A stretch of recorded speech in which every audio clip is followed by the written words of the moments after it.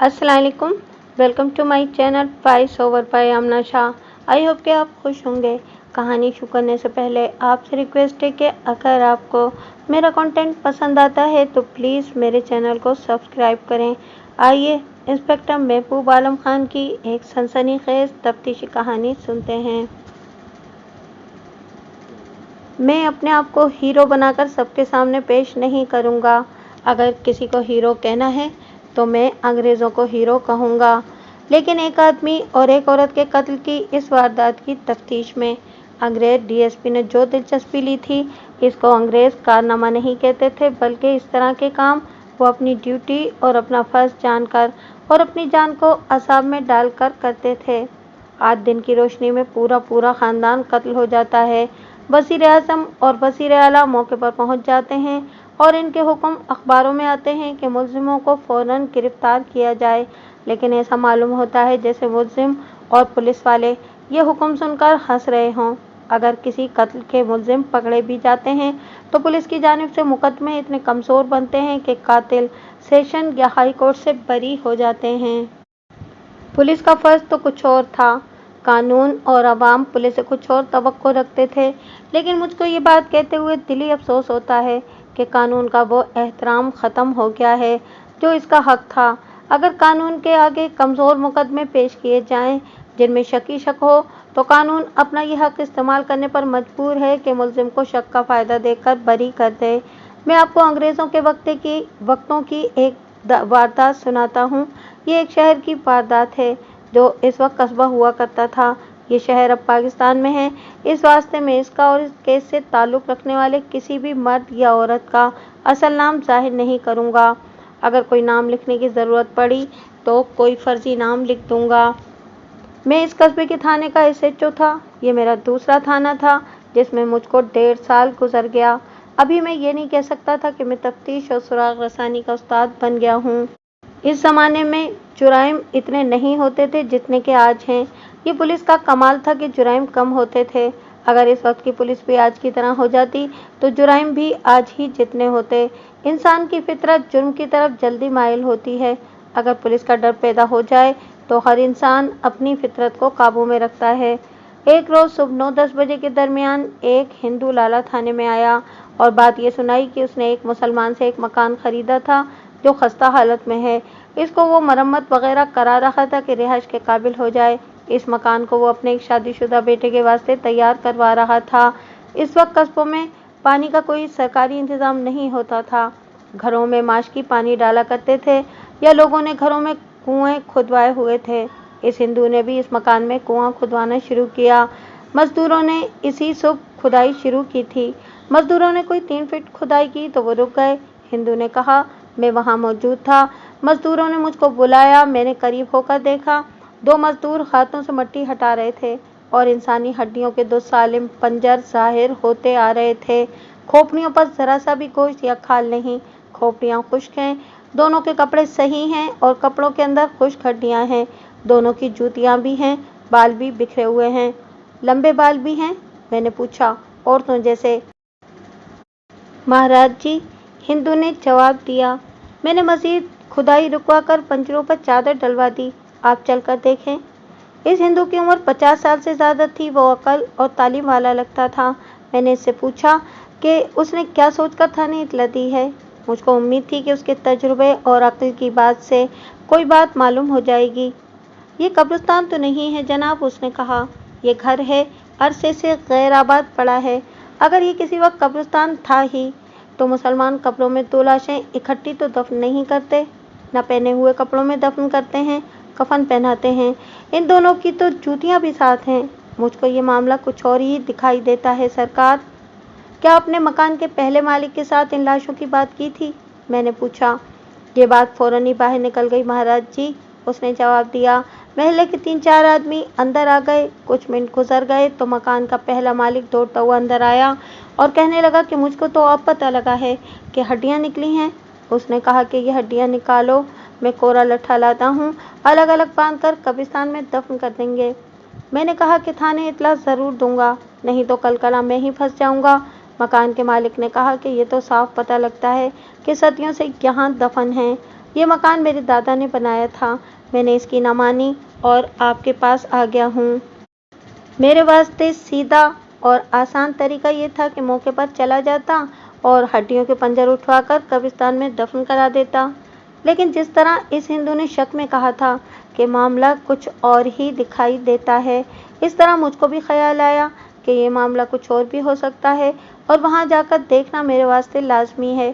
میں ایک head constable اور ایک کانسٹیبل کو ساتھ لے کر اس ہندو لالے کے ساتھ برائے ملاحظہ موقع پر پہنچ گیا۔ یہ مکان ایسے محلے میں تھا جس کے ایک سرے پر 3-4 گھر ہندوؤں کے اور باقی سب مسلمانوں کے تھے۔ وہ مکان ہندوؤں کے گھروں کی سائڈ پر تھا، اس کا منہ چوڑی گلی کی طرف تھا اور اس کے پہلو سے بھی ایک گلی گزرتی تھی۔ یہ چھوٹی گلی ہندوؤں کے گھروں کو مسلمانوں کے گھروں سے الگ کرتی تھی۔ اس گلی کی طرف بھی اس مکان کا ایک دروازہ تھا۔ مکان کچھ پکا اور کچھ کچا تھا، یعنی اینٹوں کا بھی اور مٹی کی دیواروں کا بھی۔ باہر سے مکان کی حالت خستہ دکھائی دے رہی تھی، کواڑوں کو دیمک لگی ہوئی تھی۔ اندر جا کر دیکھا تو مکان اجڑا ہوا تھا۔ یہ 14 مرلے کا مکان تھا، صحن بہت کھلا تھا، ایک برآمدے میں لمبی کھرلی بنی ہوئی تھی۔ پتہ لگا کہ کبھی یہاں پہلے مالک کے مویشی باندھے جاتے تھے۔ مالک کے بارے میں معلوم ہوا کہ زمیندار ہے اور زمین بہت ہے، اس کے مزارے بھی تھے۔ صحن میں بڑی گلی والے دروازے کے قریب گول گڑھا کھدا ہوا تھا، گہرائی 3 فٹ سے ذرا زیادہ تھی۔ یہ کھدائی کنویں کے لیے شروع کی گئی تھی۔ اس کے درمیان میں 2 انسانی ہڈیوں کے سالم ڈھانچے پڑے ہوئے تھے، آنکھوں اور ناک کی جگہ سوراخ تھے، دانت سلامت تھے۔ ان ڈھانچوں کو مٹی سے ابھی پورا نہیں نکالا گیا تھا، ان کے اوپری حصے ننگے تھے۔ میں نے نمبردار سے جو وہاں موجود تھا کہا کہ 2 ذرا سیانے آدمی لگائے کہ آرام آرام سے ہاتھوں سے مٹی ہٹائیں اور ڈھانچوں کی کوئی بھی ہڈی الگ نہ ہونے دیں۔ نمبردار نے 2 آدمیوں کو گڑھے میں اتارا اور وہ مٹی ہٹانے لگے۔ میں دیکھتا رہا، ڈھانچے ننگے ہوتے گئے۔ ایک ڈھانچہ عورت کا تھا، اس کے لمبے بال کھوپڑی کے دائیں بائیں اور نیچے پڑے ہوئے تھے۔ بعد میں نیچے دیکھا، بال باقاعدہ چٹیا بنے ہوئے تھے اور میڈیاں بھی بنی ہوئی تھیں۔ یہ ذہن میں رکھیں کہ انسان کا گوشت پہلے گل سڑ کر خشک ہوتا اور پھر غائب ہو جاتا ہے اور بال بڑی لمبی مدت صحیح حالت میں رہتے ہیں۔ عورت کی کھوپڑی کے دائیں بائیں سے مٹی ہٹائی جا رہی تھی تو مٹی ہٹانے والے آدمی نے مٹی میں سے سونے کا ایک بندہ نکال کر مجھ کو دیا۔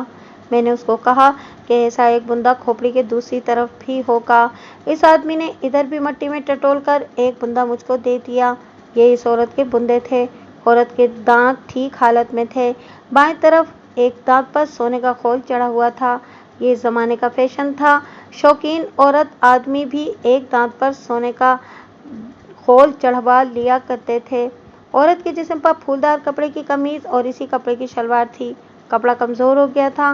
میں نے مٹی ہٹانے والے آدمیوں کو کہا کہ کپڑا پھٹنے نہ دیں۔ ہاتھوں کی انگلیوں کی صرف ہڈیاں تھیں۔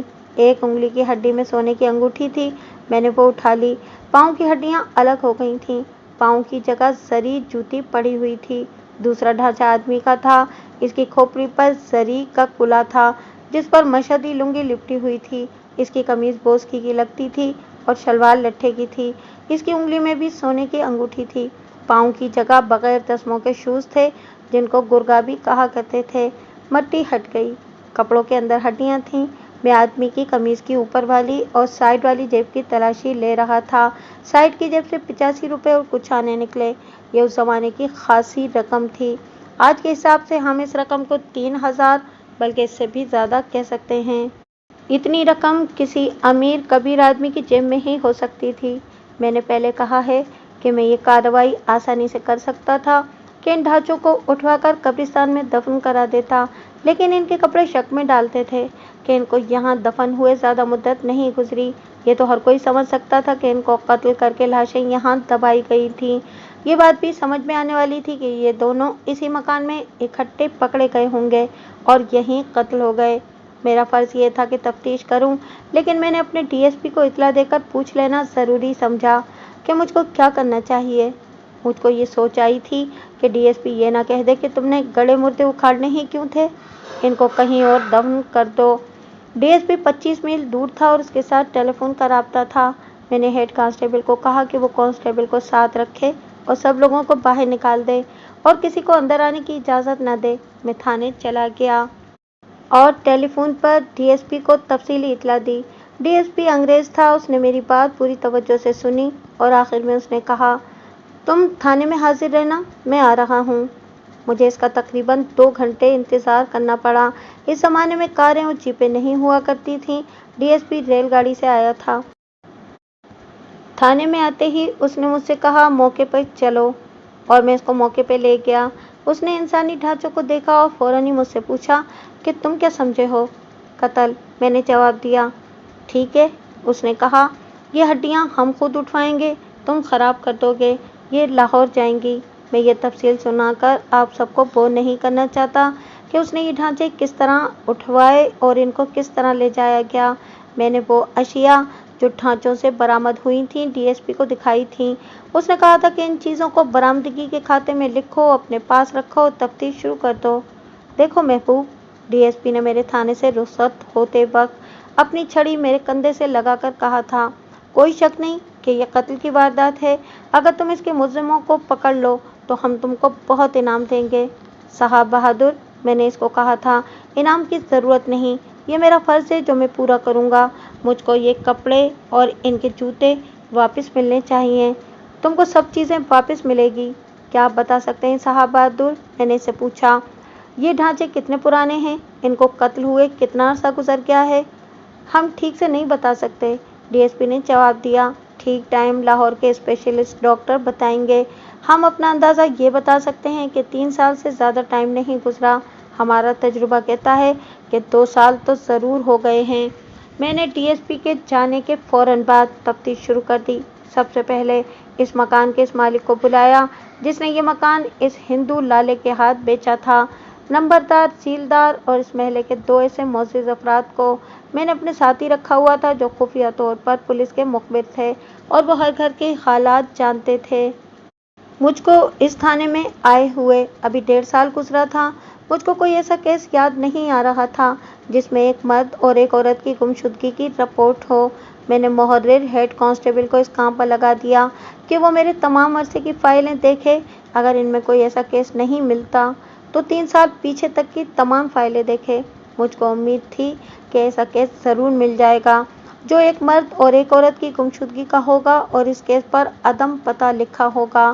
محرر ہیڈ کانسٹیبل نے ایک کانسٹیبل کو ساتھ لگا کر یہ کام شروع کر دیا اور میں نے مکان کے مالک سے پوچھ گچھ شروع کر دی۔ یہ شخص تقریباً 65 برس کا معزز متمول آدمی تھا۔ میں نے پہلے بتایا ہے کہ اس کی اراضی خاصی زیادہ تھی اور وہ اتھارٹی رکھنے والا آدمی تھا۔ میں اس شخص کو چودھری اجردین لکھوں گا۔ میں نے اس سے پہلے یہ بات پوچھی کہ یہ آدمی اور یہ عورت کون تھے جن کو یہاں دفن کیا گیا تھا؟ اس نے لا علمی کا اظہار کیا۔ میں یہ بتا دوں کہ اپنی حویلی جس میں وہ اپنے خاندان کے ساتھ آباد تھا اس مکان سے ایک گھر چھوڑ کر تھی۔ درمیان میں ایک مسلمان اسکول ماسٹر کا گھر تھا۔ میری ایک بات کان کھول کر سن لیں چودھری صاحب، میں نے اس کو خبردار کیا، میں جو سوال پوچھوں اس کا جواب 16 آنے ٹھیک دینا۔ میں یہی سوال معلوم نہیں کتنے اور لوگوں سے بھی پوچھوں گا۔ اگر آپ کا ایک بھی جواب بعد میں غلط نکلا تو آپ پھانسی کے تختے تک پہنچ جائیں گے۔ جناب، اس نے کہا، جس چیز کا مجھ کو علم ہی نہ ہو اس کا جواب کس طرح صحیح دوں گا؟ بڑے آسان سوال پوچھوں گا، میں نے کہا، یہ مکان کب سے غیر آباد پڑا ہے؟ 5 سال سے، اس نے جواب دیا۔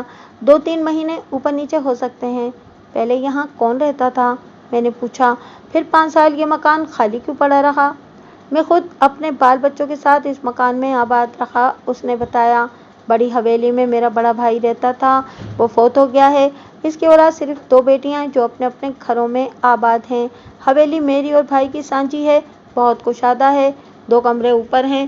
بھائی نے کہا کہ حویلی میں آ کر رہو۔ میں بال بچوں کو لے کر حویلی میں چلا گیا۔ اس مکان میں نوکر چاکر رہتے رہے۔ محلے میں کسی کی بارات آتی تو اس کو اسی مکان میں ٹھہرایا جاتا تھا۔ پھر اس مکان کی حالت خراب ہونے لگی، ہم نے اس میں مویشی باندھنے شروع کر دیے۔ پھر یہ مکان کسی انسان کی رہائش کے قابل نہ رہا اور 5 سال سے اسی حالت میں پڑا ہے۔ ڈی ایس پی نے کہا تھا کہ ہڈیوں کے یہ ڈھانچے کم از کم 2 سال اور زیادہ سے زیادہ 3 سال پرانے ہیں۔ صحیح رپورٹ تو ڈاکٹر نے دینی تھی۔ چودھری صاحب، میں نے پوچھا، آپ کی برادری میں سے یا نوکروں مزاروں میں سے کوئی مرد عورت کبھی لاپتہ ہوئے تھے؟ کبھی نہیں۔ اس نے جواب دیا۔ آپ یہ ذہن میں رکھیں کہ میں اپنی برادری کا سب سے بڑا پنچو ہوں، کسی کی کوئی حرکت مجھ سے چھپی نہیں رہ سکتی۔ چودھری احمد دین کے 2 بیٹے تھے۔ میں نے اس کو باہر بٹھایا اور نمبردار کو بلایا، سب سے پوچھ گچھ کی، پھر ذیلدار اور پھر معززین سے پوچھ گچھ۔ ان سب نے احمد دین کی ان باتوں کی تصدیق کی جو اس نے مکان کے بارے میں بتائی تھیں۔ احمد دین کے کردار کے بارے میں ان سب نے اپنا اپنا جو نقشہ پیش کیا، ان سب کو میں نے ایک جگہ کر کے جائزہ لیا تو یہ نقشہ سامنے آیا کہ چودھری معزز آدمی تو ہے لیکن شریف آدمی نہیں۔ اب بڑھاپے میں شریف بن گیا ہے۔ کچھ سال پہلے تک اس نے عیش و عشرت کی زندگی گزاری لیکن گھٹیا حرکتیں نہیں کی۔ شہر کے 10 نمبریے بدمعاش اس کے مرید تھے اور اب بھی ہیں۔ یہ بھی مجھ کو بتایا گیا کہ چودھری کا حکم اور روب چلتا ہے۔ میں نے اس چودھری کے پاؤں اکھاڑنے کی بہت کوشش کی، اس پر بہت سوال پھینکے، لیکن اس نے کوئی ایک بھی بات ایسی منہ سے نہ نکالی جس سے مجھ کو اس پر شک ہوتا۔ مجھ کو یہ خیال بھی آیا کہ میں صرف اس پر شک نہ کرتا رہوں، اس کے بیٹے ہیں، اس کے رشتہ داری کے آدمی بھی ہیں، یہ بھی تو ہو سکتا ہے کہ کسی اور نے اس آدمی اور عورت کو قتل کیا اور رات کو اس غیر آباد مکان میں دفن کر گیا۔ لیکن یہ سوچ بھی آئی کہ 3 فٹ گہرا، 6 فٹ لمبا اور 4 فٹ چوڑا گڑھا کھودنے کے واسطے بہت وقت درکار ہوتا ہے اور اس کام کو پوشیدہ رکھنا ممکن نہیں، پھر مٹی کو بھی چھپانا پڑتا ہے۔ یہ سوچ سوچ کر میں اس نتیجے پر پہنچا کہ اس گھر کا مالک یا اس کے 1-2 آدمی اس واردات میں شامل تھے۔ رات ہو گئی تھی۔ میں نے ڈاکٹروں کی اس رپورٹ کا انتظار کرنا تھا کہ یہ ڈھانچے کتنے پرانے ہیں۔ میں نے نمبردار، تحصیلدار وغیرہ کو کہا کہ وہ خفیہ طور پر سراغ رسانی کریں اور مجھ کو اطلاع دیتے رہیں۔ ان سب کو اور چودھری احمد دین کو بھی جانے کی اجازت دے دی۔ اس چودھری کو تو میں نے بہت ڈرایا۔ یہ مکان میرے دادا نے بنایا تھا، چودھری احمد دین نے کہا۔ اگر اس وقت کسی نے 2 مردے یہاں دفن کر دیے تھے تو میں آپ کو کیا بتا سکتا ہوں؟ چودھری صاحب، میں نے کہا، کوشش کریں کہ آپ مجھ کو کچھ نہ کچھ بتا دیں۔ اب آپ جائیں اور اپنا نفع نقصان سوچ لیں۔ میں سب کو رخصت کر چکا تو محترم ہیڈ کانسٹیبل نے میرے آگے ایک فائل رکھی۔ میں اپنے گھر چلا گیا تھا لیکن فائل دیکھنے بیٹھ گیا۔ یہ 2.5 سال پرانا ایک کیس تھا۔ ایک جوان لڑکی لاپتہ ہو گئی تھی اور فائل سے معلوم ہوا کہ وہ شادی شدہ تھی۔ عمر 21-22 سال تھی۔ شادی کے 6-7 ماہ بعد خامد نے اس کو طلاق دے دی۔ طلاق کے 1 ماہ بعد وہ لاپتہ ہو گئی۔ اس وقت اس تھانے میں جو تھانے دار تھا اس نے فائل میں اپنی تمام کارگزاری درج کی ہوئی تھی۔ لڑکی کا جو حلیہ تحریر تھا وہ میرے لیے بیکار تھا۔ اب اس کا چہرہ تو تھا ہی نہیں، خشک کھوپڑی تھی۔ البتہ حلیے میں یہ بھی تحریر تھا کہ لڑکی کا ایک دانت سونے کا تھا اور اس نے پھولدار چھینٹ کے کپڑے پہنے ہوئے تھے، کانوں میں بندے اور انگلی میں انگوٹھی بھی لکھی ہوئی تھی۔ یہ لڑکی ایک گاؤں کی رہنے والی تھی جو میرے تھانے کے علاقے میں تھا۔ تھانے دار نے 4 مہینے تفتیش کی اور اس کیس کو عدم پتہ کہہ کر فائل کو داخل دفتر کر دیا۔ مجھ کو اس فائل سے ایسے اشارے مل گئے جن سے میں کام لے سکتا تھا۔ میں نے ASI کو کہا کہ کل اس لڑکی کے وارثوں کو تھانے میں طلب کر لے اور لڑکی کی ماں اگر زندہ ہے تو وہ ضرور آئے۔ پہلے تھانے دار نے اس کیس کو عدم پتہ اس وجہ سے لکھا تھا کہ لڑکی بالغ تھی، بیوہ تھی اور اس کو اغوا نہیں کیا گیا تھا۔ وہ اپنی مرضی سے کسی کے ساتھ خود گئی تھی لیکن یہ معلوم نہیں تھا کہ وہ کس کے ساتھ گئی ہے۔ میں اس لڑکی کی گمشدگی یا فرار کو زیادہ بیان نہیں کرنا چاہتا کہ پہلے تھانے دار کا فیصلہ ٹھیک تھا یا غلط۔ میں اپنی کہانی کو آگے چلاتا ہوں۔ اس کیس کی فائل نے مجھ کو شک میں ڈال دیا۔ میں گھر چلا گیا۔ دوسری صبح تھانے میں آیا تو مجھ کو بتایا گیا کہ لڑکی کے وارثوں کو تھانے لانے کے واسطے ایک کانسٹیبل چلا گیا ہے۔ کچھ دیر بعد ایک آدمی آ گیا۔ یہ ان آدمیوں میں سے تھا جن کو معزز مخبر کہا کرتے تھے۔ آج کل ایسے معزز مخبروں کی تعداد زیادہ ہو گئی ہے۔ جناب، اس نے کہا، میں نے بہت تفتیش کی ہے۔ چودھری احمد دین کے نوکروں اور مزاروں میں سے بھی کبھی کوئی مرد یا عورت لاپتہ نہیں ہوئے۔ اس مکان کے بالکل ساتھ اسکول ماسٹر رہتا ہے، اس نے کچھ باتیں بتائی ہیں، اس کو طلب کر لیں، آپ اس کے اندر سے بہت سی باتیں نکلوا سکتے ہیں۔ اس نے ماسٹر کی باتیں سنانی شروع کر دیں اور میں نے ایک کانسٹیبل کو اسکول بھیجا کہ اس ماسٹر کو ساتھ لے آئے۔ اسکول قریب ہی تھا۔ ماسٹر جلدی آ گیا اور میں نے اس کو بتایا کہ اس کو کیوں طلب کیا گیا ہے۔ میں ایک عرض کروں گا، اس نے کہا، میں نے 2.5 سال پہلے جو دیکھا تھا وہ بیان کر دوں گا لیکن میرے اوپر پردہ ڈالنا آپ کا کام ہے۔ میں غریب اور بے آسرا آدمی ہوں اور یہ چودھری بادشاہ ہیں، میرا جینا حرام کر دیں گے۔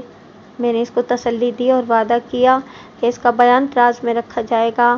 پولیس کے یہ وعدے سچے نہیں ہوا کرتے۔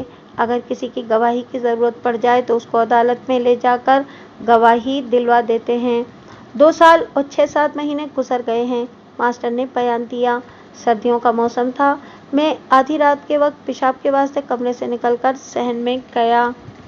چودھری کے ویران مکان کی اور میرے مکان کی دیوار سانجھی ہے۔ ہمارا بیت الخلا اس دیوار کے ساتھ ہے۔ میں بیت الخلا میں گیا تو ساتھ والے مکان میں اس طرح دھمک سنائی دی جیسے زمین پر کدال ماری جا رہی ہو۔ اس سانجھی دیوار کے ساتھ اس مکان کا ایک کمرہ ہے۔ باتیں بھی سنائی دے رہی تھیں۔ میں نے اپنے دل میں کہا کہ یہ مکان تو غیر آباد ہے، پھر یہ بول کون رہا ہے اور ادھر ہو کیا رہا ہے؟ آدھی رات کو چودھری کیا کام کروا رہا ہے؟ مجھ کو یہ خیال بھی آیا کہ یہ کوئی چور ڈاکو یا غلط قسم کے لوگ نہ ہوں، دیکھ لینا چاہیے۔ چاندنی رات تھی لیکن چاند کے آگے ہلکے ہلکے بادل آئے ہوئے تھے، پھر بھی روشنی کافی تھی۔ میں اوپر چھت پر چلا گیا، پھر اس مکان کی چھت پر گیا۔ آگے فصیل ہے، میں نے اس کے اوپر سے نہ دیکھا تاکہ کوئی مجھ کو دیکھ نہ لے۔ فصیل کے سوراخوں میں سے دیکھا۔ 5 آدمی اس جگہ موجود تھے جہاں سے یہ 2 پنجر نکلے ہیں۔ 5 میں سے 2 آدمی کدالوں سے زمین کھود رہے تھے اور 3 آدمی پاس ہی کھڑے تھے۔ کسی کو آپ نے پہچانا تھا؟ نہیں، ماسٹر نے جواب دیا۔ اتنی مدھم روشنی میں اتنی دور سے چہرے نہیں پہچانے جاتے تھے۔ انہوں نے اوپر کمبل اور خیسیں لیے ہوئے تھے۔ کھدائی کرنے والوں کے چہرے میری طرف نہیں تھے، ادھر ان کی پیٹھیں تھیں۔ ان کے قریب 2 لاشیں پڑی ہوئی ہوں گی۔ نہیں جناب، ماسٹر نے کہا، میں نے لاشیں نہیں دیکھیں۔ یہ دیکھا کہ ایک آدمی مکان کے کمروں کی طرف گیا۔ میں اب اس کو نہیں دیکھ سکتا تھا۔ 2-3 منٹ بعد وہ واپس آیا۔ ایک نے سے پوچھا، تم کیا دیکھتے پھر رہے ہو؟ اس نے جواب دیا، زندہ ہی نہ ہوں۔ دوسرے آدمی نے کہا، مت ڈرو یار، وہ تو ٹھنڈے ہو گئے ہیں۔ ایک آدمی نے آہستہ سے کچھ کہا تو اس آدمی نے ذرا اونچی آواز میں کہا، نہ کوئی چیز نہ اتارنا، سب کچھ ساتھ جانے دو۔ ایک نے اور کہا، تم کو زیور اور پیسوں کی کیا بھوک ہے؟ مجھ کو یقین ہو گیا کہ یہ لوگ اپنا ہی کوئی کام کر رہے ہیں تو میں وہاں سے ہٹ کر نیچے آ گیا اور سو گیا۔ دوسرے دن یہ دیکھنے کی کوشش نہیں کی تھی کہ رات کو ان لوگوں نے صحن میں کیا کیا تھا؟ میں نے پوچھا۔ میں نے ایسی ضرورت ہی نہیں سمجھی، ماسٹر نے جواب دیا۔ یہ تو میں نے شک ہی نہیں کیا تھا کہ یہ لوگ 2 لاشوں کو دفن کر رہے ہیں۔ اب یہاں سے 2 پنجر نکلے ہیں تو مجھ کو وہ رات یاد آئی تو میں نے آپ تک یہ بات پہنچا دی ہے۔ آگے اللہ بہتر جانتا ہے کہ اصل معاملہ کیا ہے۔ اصل معاملہ تو ابھی مجھ کو بھی معلوم نہیں تھا۔ میں صرف یہ سننے کے انتظار میں تھا کہ ان لاشوں کو دفن ہوئے 2 یا 3 سال گزر گئے ہیں۔ بہرحال اس اسکول ماسٹر نے میرا یہ شک پکا کر دیا تھا کہ 2.5 سال پہلے ایک رات یہاں لاشیں دفن کی گئی تھیں۔ ماسٹر نے یہ الفاظ سنے تھے، زندہ ہی نہ ہوں، ٹھنڈے ہو گئے ہیں، کوئی چیز نہ اتارنا، سب کچھ ساتھ جانے دو۔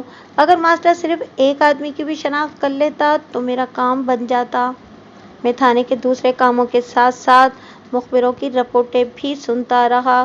تھانے داروں کے خوشامدی معززین کو بڑا اچھا موقع مل گیا تھا۔ وہ کوئی نہ کوئی بات لے کر میرے پاس آ جاتے، کچھ اپنے پاس سے ملا لیتے اور اس بہانے میری چاپلوسی کرتے۔ بات دراصل کچھ بھی نہیں ہوتی تھی۔ شام کے 4 بج گئے جب اس لڑکی کے وارث آ گئے جس کی گمشدگی کی فائل مجھ کو محرر ہیڈ کانسٹیبل نے نکال کر دی تھی۔ اس کے آنے والے وارثوں میں اس کا باپ تھا، بڑا بھائی تھا اور ماں تھی۔ ان سب سے الگ الگ پوچھ گچھ کی۔ مری ہوئی عورتوں کے ڈھانچے سے مجھ کو بندے اور انگوٹھی ملی تھی۔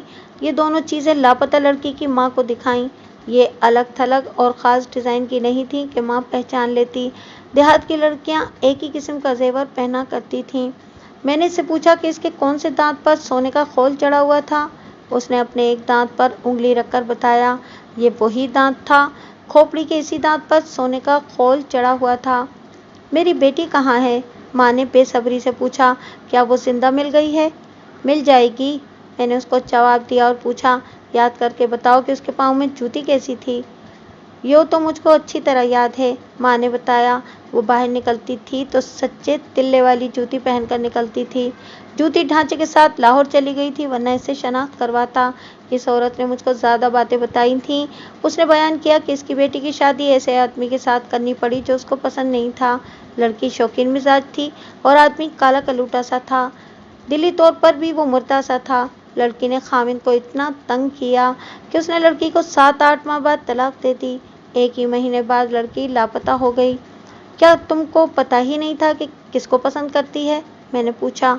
सिर्फ मुझको पता था, उसने जवाब दिया। वो एक और गांव का आदमी था, लेकिन वो शादीशुदा था और उसके 2 बच्चे भी थे। मेरी बेटी ने इसके साथ ताल्लुक जोड़ा हुआ था। तलाक लेकर बेटी कहती थी कि वो इस आदमी के साथ शादी कर लेगी और ये आदमी अपनी बीवी को तलाक दे देगा। मैंने इसको मना कर दिया था, लेकिन बेटी पास नहीं आती थी। मैंने इसके बाप और भाई को नहीं बताया था। मुझको पता लगा था कि ये आदमी बहुत बड़ा बदमाश है। क्या तुम्हारी बेटी इसी आदमी के साथ गई है? मेरा दिल तो यही कहता है, उसने जवाब दिया। वो भी 2-3 सालों से कहीं नजर नहीं आया। क्या तुम्हारा इस शहर में कोई करीबी रिश्तेदार है? नहीं, उसने जवाब दिया। इस शहर में हमारा कोई नहीं, और जिस आदमी का तुम जिक्र कर रही हो, इसका इस शहर में कोई अजीज रिश्तेदार होगा? मुझको मालूम नहीं, उसने जवाब दिया। इन लोगों को मैंने घर भेज दिया। चौथे या 5वें दिन हड्डियों की रिपोर्ट आ गई। हड्डियां 2 साल से चंद महीने ज़्यादा और 3 साल से कम पुरानी थीं। ये पता नहीं लगाया जा सकता था कि दोनों की मौत का बायस क्या था। ये तो साफ जाहिर था कि इनको कत्ल किया गया था। अब मेरा काम शुरू हो गया। मरने वालों की जूतियां भी आ गई थीं और कपड़े भी। मैंने इनको धुलवाया, लेकिन ज़्यादा मलने से कपड़े फटने लगे थे। ये 2-3 साल ज़मीन में दबे रहे थे। इनको साबुन वाले पानी में डालकर रखा और आहिस्ता आहिस्ता साफ कराया। इनकी असल हालत बहाल हो गई। मैंने इस लड़की के वालिदैन को फिर बुलाया, जो 2.5 साल पहले गांव से लापता हुई थी। वो आए तो मैंने लड़की की माँ को अपने दफ्तर में लाकर जनाना कपड़े, जेवर और जरी की जूती दिखाई। माँ की जो हालत हुई वो मैं बयान नहीं कर सकता। ये कपड़े, जूती और जेवर इसी की बेटी का था। कपड़े की ज़मीन का रंग और इस पर फूल उसको याद थे। इसका रंग पीला पड़ गया। कहाँ है मेरी बेटी? उसने ऐसे लहजे में पूछा जिस तरह सिसकियाँ ली जाती हैं। थानेदारों को पत्थर दिल होना पड़ता है। मैंने उसको बता दिया कि उसकी बेटी की हड्डियां मिली हैं, जो अभी उसके हवाले कर दी जाएंगी, ताकि वो इनको अपने गांव के कब्रिस्तान में दफन कर दे। मैंने बड़ी मुश्किल से इसको अपने सवालों के जवाब देने के काबिल बनाया। अभी मैंने इसको इसकी बेटी की हड्डियां नहीं दिखाई थीं। मैंने ये मालूम करना था कि ये लड़की जिंदा या मुर्दा चौधरी अहमददीन के गैर आबाद मकान में किस तरह पहुंची और किसने पहुंचाई, और फिर ये मालूम करना था कि इस लड़की के साथ जो आदमी था वो कौन था। लड़की की माँ ने बताया था कि जिस आदमी को इसकी लड़की पसंद करती थी वो एक और गांव का रहने वाला था, और वो भी अरसा 2 साल से या इससे ज़्यादा अरसे से कहीं दिखाई नहीं दिया। ये गांव दूसरे थाने में, बल्कि दूसरी तहसील में था। लड़की के गांव और इस आदमी के गांव में 2 मील से कम फासला था। ये तो इस औरत ने शख्स की निशानदही की थी, इसकी तस्दीक ज़रूरी थी। मैंने बेहतर ये समझा कि दूसरे थाने में चला जाऊं और वहीं बैठकर मुख्तलिफ लोगों से मिलूं। मैं वहां अपने जूनियर सब इंस्पेक्टर को या एएसआई को भेज सकता था, लेकिन मैंने खुद इस ख्याल से जाना बेहतर समझा कि कोई कसर न रह जाए और थोड़ी सी भी कोताही ना हो जाए। मुझको अंग्रेज डीएसपी ने चैलेंज दिया था कि इस वारदात के मुलजिमों को पकड़ लो तो तुमको इनाम देंगे। इसका मतलब दरअसल ये था कि तुम हिंदुस्तानी हो और तुम में इतनी अकल है ही नहीं। मैंने इस अंग्रेज अफसर को ये दिखाना था कि हिंदुस्तानी थानेदारों में, खासतौर पर मुसलमान थानेदारों में, स्कॉटलैंड यार्ड वालों जितनी अकल मौजूद है। दोनों ढांचे अलग अलग कपड़ों में बांधे हुए थे। अब तो ये हड्डियों के ढेर थे जो गठरियों की शक्ल में बंधे हुए थे। मैंने वो गठरी जिस पर जनाना का लेबल लगा हुआ था गुमशुदा लड़की के बाप के हवाले करके उसका अंगूठा रसीद पर लगवाया। इससे मैंने पूछगछ भी की थी। उसने बताया था कि 2.5 साल गुजरे एक रात उसकी बेटी लापता हो गई। मेरे एक सवाल का जवाब उसने ये दिया कि लड़की की चारपाई के पास उसकी वो जूती पड़ी हुई थी जो वह घर में पहना करती थी, और जरी की जूती घर में नहीं थी जो वह कहीं बाहर जाते वक्त या किसी के ब्याह शादी पर पहना करती थी। एक सवाल का जवाब उसने ये दिया कि लड़की ने रात को जो कपड़े पहने हुए थे वो अंदर कमरे में पड़े हुए थे और वो धुले हुए कपड़े पहन कर गई थी। वो कोई रकम लेकर नहीं गई और अपना जेवर भी घर छोड़ गई थी। लड़की की मां ने अपने बयान में कहा था कि उसने अपने खाविंद को नहीं बताया था कि इसकी बेटी किसी आदमी को चाहती थी, लेकिन मैंने बाप से पूछा तो उसने कहा कि उसको मालूम था और उसने अपनी बीवी को नहीं बताया था। क्या तुम इतने बुज़दिल और बेगैरत थे कि इस आदमी को रोक ही न सके? मैं डरने वाली नस्ल में से नहीं हूँ जनाब, उसने कहा। बात यह थी कि यह आदमी बहुत बदमाश था और उसके हाथ बड़े लंबे थे। पुलिस भी उसके हाथ में थी, चोर और डाकू भी उसके यार थे। उसने कई और बातें बताकर साबित करने की कोशिश की कि वो बुज़दिल और बेगैरत नहीं था। मैंने उसके बेटे को भी बुलाया और उसके साथ भी बातें हुई। इस आदमी के बारे में मुझको इनसे ये मालूमात हासिल हुई कि वो बड़े अमीर जमींदार का इकलौता बेटा था और नवाब बन गया था। इसकी शादी हुई तो 1 साल बाद बाप मर गया। 2 साल गुजरे तो माँ मर गई। इसके 2 बच्चे थे। ऐशो इशरत और बदमाशी में वो लड़कपन में ही पड़ गया था। माँ बाप के मरने के बाद जो कसर रह गई थी वो भी पूरी हो गई। लड़की का बाप और भाई और ज़्यादा मालूमात न दे सके। मैंने ये मालूमात दूसरे थाने से हासिल करनी थी। मैं इनको रुखसत करके दूसरे थाने को रवाना हो गया।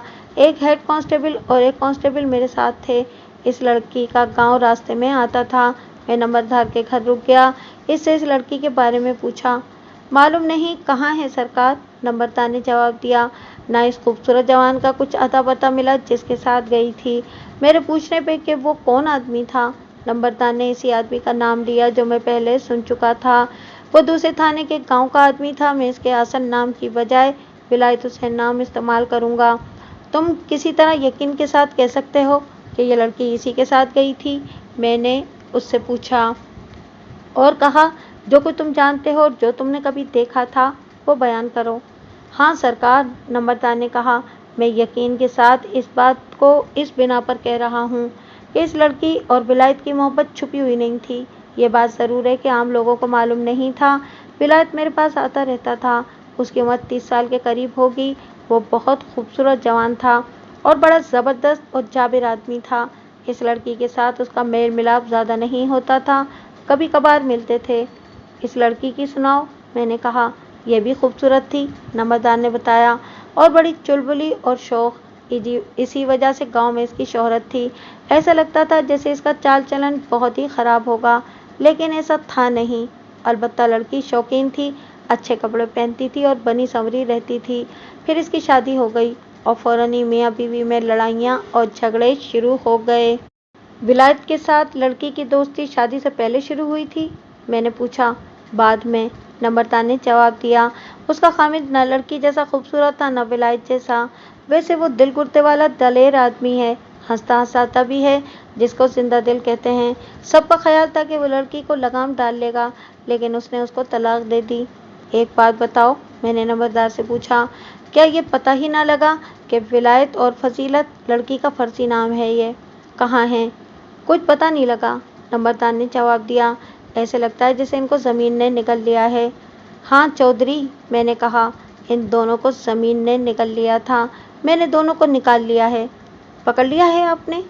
मैंने इसको इन दोनों की हड्डियों के ढांचे की बरामदगी बता दी और कहा कि वो 2.5 साल पहले की बातें याद कर ले, और जब मैं इससे पूछूं तो मुझको बातें सुनाए। इतने में गांव में औरतों के रोने की आवाज़ें सुनाई देने लगीं। फजीलत की हड्डियां आ गई हैं, मैंने नंबरदार को कहा। इन लोगों के लिए वो आज मरी है। तुम यूँ करो, फजीलत के इस खामिद को मेरे पास भेज दो जिसने उसको तलाक दी थी। नंबरदार उसके खामिद को ले आया और मेरे पास बिठाकर बाहर चला गया। ये बदसूरत आदमी नहीं था, अलबत्ता उसका रंग गहरा सांवला था।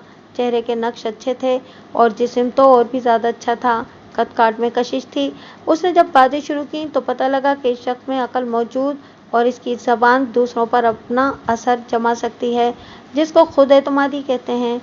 फजीलत को तलाक क्यों दी थी? मैंने कहा। सुनाए, वो तो बहुत ही खूबसूरत थी। सिर्फ खूबसूरती पर तो नहीं मरना होता हुजूरे वाला, उसने कहा। गैरत भी कोई चीज़ होती है। गैरत वाले गैरत पर मरा करते हैं। ये वारदात पंजाब के जिस इलाके की है, इसके लोग बदकार औरत को माफ़ नहीं किया करते थे। अब भी ये जज्बा मौजूद है। मेरे वक्तों में ये जज्बा बहुत ज़्यादा था। मेरे सामने जब फजीलत का खामिद बैठा हुआ था तो मैं यही सोच रहा था कि इस शख्स ने फजीलत को कत्ल नहीं किया और तलाक दे दी। ऐसी औरत को खामिद अगर कत्ल नहीं करता तो उसको उसके घर भेज देता है। اور طلاق نہیں دیتا تھا۔ پھر اس مسئلے پر مقدمے بازیاں اور لڑائیاں ہوا کرتی تھیں۔ میں نے طلاق کی وجہ پوچھی ہے۔ میں نے فضیلت کے خاوند کو کہا۔ اس کو اپنی خوبصورتی کا بہت مان تھا۔ اس نے کہا، میں نے اس کو بہت سمجھایا کہ ہم دونوں کے خاندان کسی کے مزارے نہیں اور ہم تو معمولی سے کسان بھی نہیں، ہم اعلیٰ ذات کے زمیندار ہیں، لوگ ہمیں جھک کر سلام کرتے ہیں، اپنے اور میرے خاندان کی عزت کا خیال کرو۔ لیکن حضور والا، اس نے میری بات کو سمجھنے کی بجائے ساتھ والے گاؤں کے ایک آدمی کے ساتھ یاری لگا لی۔ وہ کون تھا؟ اس کا نام ولایت حسین تھا، اس نے جواب دیا۔ تھا کا کیا مطلب؟ میں نے پوچھا۔ کیا وہ اب اس دنیا میں نہیں ہے؟ دنیا میں ہوتا تو اس کا کچھ تو اتا پتا ملتا۔ اس نے کہا، 2-3 سالوں سے وہ اور میری پہلی بیوی لاپتہ ہیں۔ اس نے ذرا چپ رہ کر کہا، ابھی ابھی پتہ لگا ہے کہ میری پہلی بیوی کی لاش آئی ہے، یہ بھی سنا ہے کہ اس کی ہڈیاں کہیں سے نکالی گئی ہیں۔ ہاں، ہڈیاں ہیں۔ میں نے کہا، تو مجھ کو ولایت حسین اور فضیلت کے بارے میں بتاؤ۔ اس نے بہت باتیں سنائیں، جن کا اختصار یہ ہے کہ اس کو کسی نے بتایا کہ فضیلت کو ولایت حسین کے ساتھ دیکھا گیا ہے۔ خامد نے فضیلت سے پوچھا تو فضیلت نے کہا کہ یہ کسی دشمن نے افواہ پھیلائی ہے۔ کچھ دنوں بعد پھر خامد کو ایسی ہی اطلاع ملی۔ اس نے فضیلت سے سختی سے پوچھا۔ فضیلت نے پھر پہلے والا جواب دیا۔ اس کے بعد بات کھل گئی۔ گاؤں سے ذرا دور سبزیوں کا ایک باغ تھا، جس کے ارد گرد گھنی باڑ تھی اور اس میں 2 کچے کمرے بھی بنے ہوئے تھے۔ اس باغ کے مالک کا ایک جوان بیٹا ولایت حسین کا دوست تھا۔ ولایت اور فضیلت کی ملاقاتیں اسی باغ میں ہوا کرتی تھیں۔ فضیلت کے خاوند نے، جس کا فرضی نام میں اشرف لکھوں گا، ایک روز دن کے وقت اس باغ میں سے نکلتے دیکھا اس کو، اور اس نے ولایت حسین کو بھی دیکھا۔ وہ دوسری طرف سے اپنے گاؤں کو جا رہا تھا۔ ان دنوں فضیلت اپنے میکے میں تھی۔ اشرف وہاں گیا اور اس کے ماں باپ اور بھائی کو بتایا کہ ان کی لڑکی اس کے ساتھ کیا سلوک کرتی رہی ہے اور آج اس نے اس کو فلاں باغ میں سے نکلتے دیکھا ہے۔ اس نے یہ بھی بتایا کہ اس کو اطلاعیں ملتی رہی ہیں کہ فضیلت ولایت حسین سے ملتی رہی ہے۔ فضیلت کے ماں باپ نے اشرف کو جھٹلانے کی کوشش کی۔ اگر میرے ساتھ 3-5 کرو گے تو میں تم لوگوں کو تارے دکھا دوں گا۔ اشرف نے کہا، میں تم پر مہربانی کر رہا ہوں کہ اس کو طلاق دے رہا ہوں۔ میرے ساتھ بک بک کرو گے تو اس کو میں اپنے گھر نہیں لے جاؤں گا اور طلاق بھی نہیں دوں گا۔ اور دوسری بات بھی سن لو، اگر یہ میرے گھر میں آئی تو میں اپنے اوپر قابو نہیں رکھ سکوں گا، ایسا نہ ہو کہ میں اس کا گلا گھونٹ دوں۔ اشرف نے مجھ کو بتایا کہ اس وقت فضیلت اندر کمرے میں تھی۔ اس نے ایسی دلیری دکھائی کہ باہر نکل آئی اور اپنے خاوند کو چیلنج دینے لگی، اوئے جا یہاں سے۔ فضیلت نے اپنے خاوند کو کہا، تو میرا گلا گھونٹ دے گا؟ بڑا آیا شاہ بہرام، میں تیرے گھر پر تھوکتی ہوں۔ فضیلت کے بھائی نے فضیلت کے منہ پر بڑا زوردار تھپڑ مارا اور باپ نے جوتی اتار کر اپنی بیٹی کی خوب مرمت کی۔ اشرف زبانی 3 طلاق دے کر اپنے گھر آ گیا۔ اس کے اور فضیلت کے خاندانوں میں ناچاکی پیدا ہو گئی۔ اشرف کو ایک بار پھر معلوم ہوا کہ فضیلت سبزیوں والے باغ میں گئی تھی۔ اشرف کو اب غصہ نہیں آنا چاہیے تھا، فضیلت اب اس کی بیوی نہیں تھی، لیکن اس کے دل پر اس وجہ سے چوٹ پڑی کہ لوگ فضیلت کے ساتھ اشرف کا نام بھی لیتے تھے اور بعض لوگ یہ بھی کہتے تھے کہ اشرف بیوی کو سنبھال نہیں سکا۔ یہ بھی کہا جاتا تھا کہ فضیلت نے اشرف کو دھتکار کر اپنی پسند کے لڑکے کے ساتھ یاری لگا لی ہے۔ یہ سب باتیں اشرف کی بے عزتی کا باعث بن گئی تھیں اور وہ برداشت کر رہا تھا۔ میں حیران ہو رہا تھا کہ وہ کس طرح برداشت کرتا رہا تھا۔ میں نے دیکھ لیا تھا کہ وہ کمزور دل نہیں تھا اور غیرت والا تھا۔ میں نے اس سے پوچھا کہ اس نے فضیلت اور ولایت کو معاف کر دیا تھا کیا؟ اپنے ماں باپ کو میں دکھ نہیں دینا چاہتا تھا، اس نے جواب دیا۔ دل سے یہ ارادہ اٹھتا تھا کہ دونوں کو ختم کر دوں، لیکن اس خیال سے ارادہ تبدیل ہو جاتا کہ مجھ کو پھانسی کی سزا ہو گئی تو میری ماں صدمے سے مر جائے گی اور میرے باپ کی کمر ٹوٹ جائے گی۔ اس نے مزید یہ کہا کہ اس کو ان دونوں پر، فضیلت کے باپ اور بھائی پر بہت غصہ آتا تھا کہ فضیلت طلاق کے بعد بھی باغ میں گئی اور کسی نے اس کو روکا نہیں۔ لوگ ایسی باتیں کرتے تھے جن سے اشرف کی بے عزتی ہوتی تھی۔ ایک روز اس نے باغ کے مالک کے اس بیٹے کو باغ میں جا پکڑا جو فضیلت اور ولایت کی وہاں ملاقاتیں کراتا تھا۔ میرے پاس لمبا چاقو تھا، اشرف نے مجھ کو سنایا۔ میں نے اس کو کمرے میں لے جا کر چرپائی پر گرایا اور چاقو کی نوک اس کی گردن پر رکھ دی۔ مجھ کو معلوم تھا کہ اس میں کتنی کچھ دلیری ہے۔ میں نے اس کو کہا کہ آج کے بعد میں نے سنا کہ فضیلت اس باغ میں آئی ہے تو اس روز یہاں سے تمہاری لاش نکلے گی۔ और ये भी सुन लो कि तुम्हारी एक जवान बहन है जिसकी अभी शादी नहीं हुई। मैं इसको अपने 2 दोस्तों के साथ ऊंची फसल में ख़राब कर दूंगा और मशहूर ये करूंगा कि इसकी मेरी फलां दोस्त के साथ दोस्ती है। हुजूर वाला, मैंने इसको फूकी धमकी नहीं दी थी। वो मुझको जानता था और मेरे दोस्तों को भी जानता था। वो इतना डरा कि मेरे आगे उसने हाथ जोड़ दिए। उसने ये भी मन्नत की कि मैं इसके बाप और बड़े भाई को ना बताऊं। उसने ये भी बता दिया कि विलायत हुसैन उसको पैसे देता था।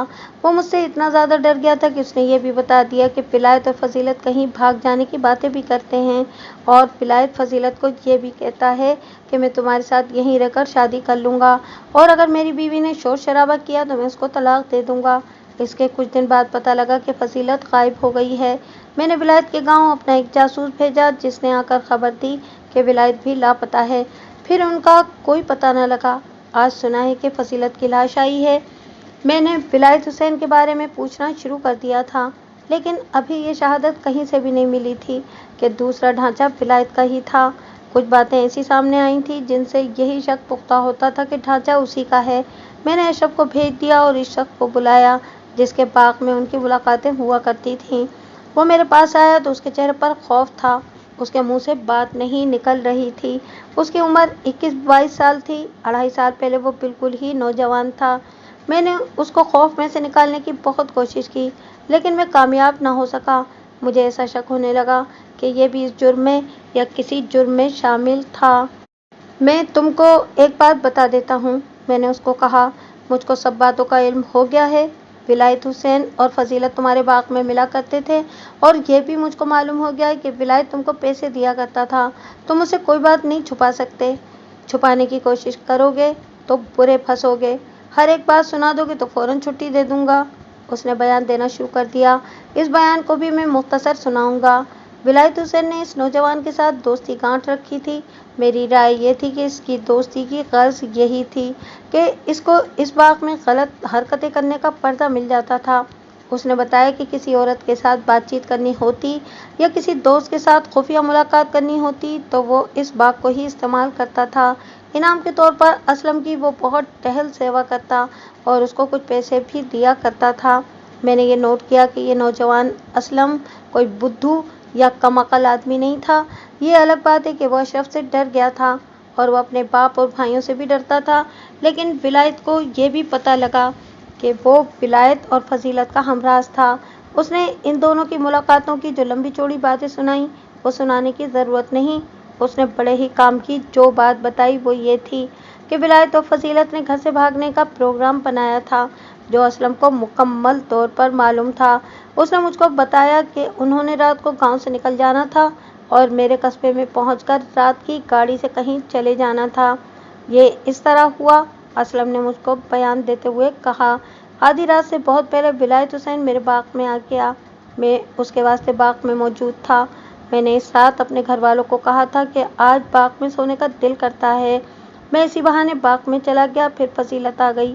विलायत ने मुझको कुछ पैसे दिए और दोनों चले गए। क्या तुम्हें ये मालूम नहीं था कि उन्होंने कहाँ जाना था? मैंने पूछा। विलायत ने कोई पक्की बात नहीं बताई थी। असलम ने जवाब दिया, शायद इसने लाहौर जाना था। मैं ये भी बता दूं कि इनके वास्ते करीबी रेलवे स्टेशन मेरे कस्बे का था। फजीलत का गांव वहां से कम से कम 4 मील दूर था और विलायत का गांव यही कोई मील या 1.5 मील इस गांव से आगे होगा। रात के 1:15 बजे एक पैसेंजर ट्रेन गुजरती थी। विलायत और फजीलत ने इस गांव से जाना था। ये गाड़ी लाहौर की तरफ जाती थी। ये तो पता लग गया कि फजीलत के साथ विलायत हुसैन भी था, लेकिन ये पता लगाना था कि हड्डियों का जो दूसरा ढांचा मिला था क्या वो विलायत का ही था। अगर इसका था तो इनको पकड़ा किसने और ये दोनों चौधरी अहमद दीन के गैर आबाद मकान में किस तरह दफन हुए? ज़रा याद करके बताओ असलम, मैंने पूछा।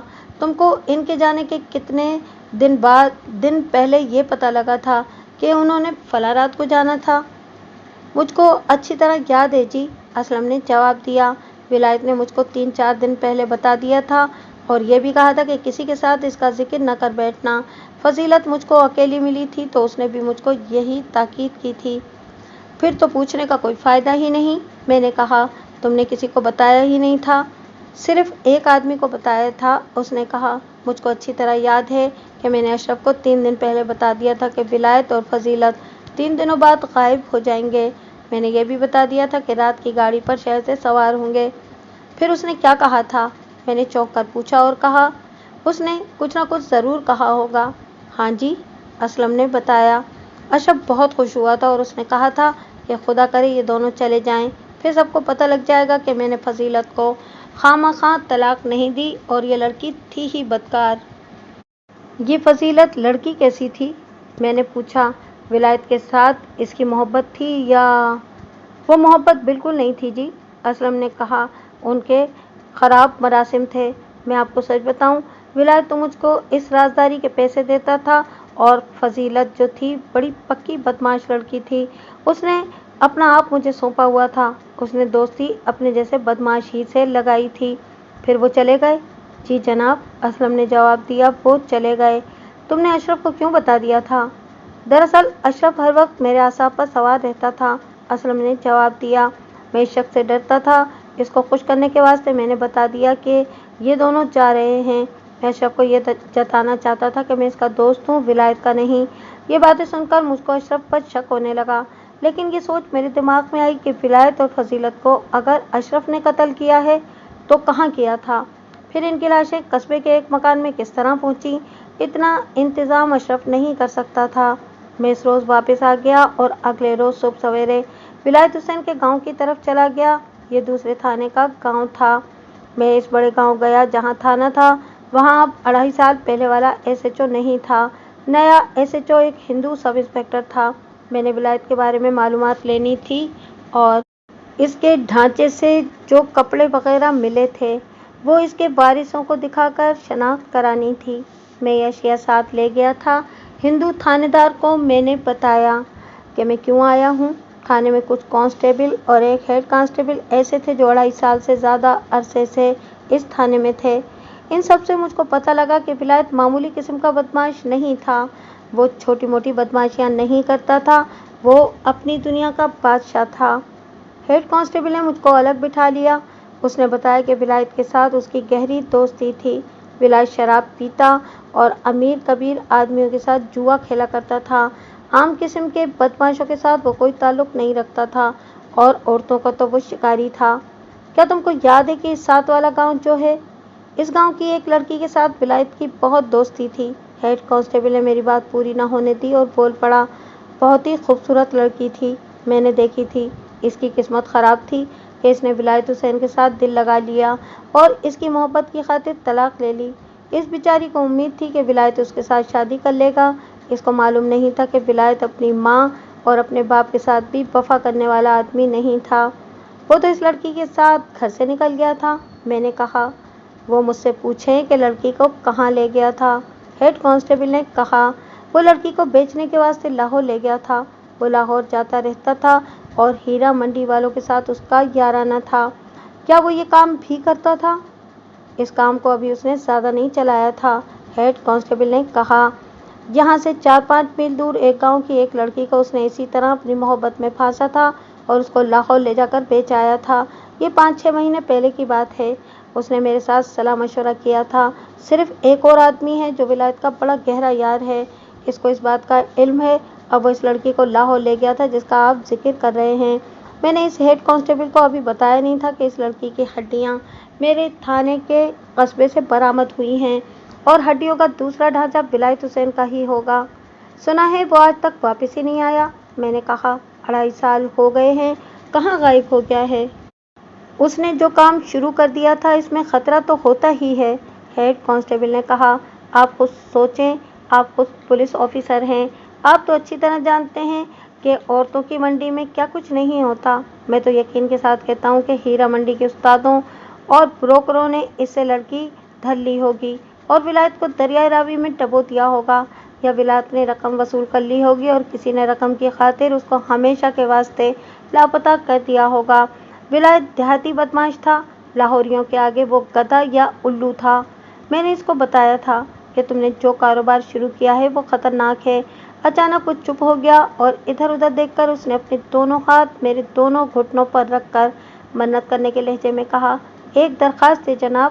میں نے آپ کو اپنا مسلمان بھائی سمجھ کر سب کچھ بتا دیا ہے اور راز کی بات بتا دی ہے۔ آپ میرے اوپر پردہ ڈال دینا۔ یہ نہ کہنا کہ پولیس کا ہیڈ کانسٹیبل ہو کر اس نے ایک گمشدہ لڑکی کا سراغ اپنے دل میں دبا کر رکھا۔ فکر نہ کر یار، میں نے کہا، مجھ کو اپنے کام سے غرض ہے۔ اب میں تم کو راز کی ایک بات بتانا چاہتا ہوں۔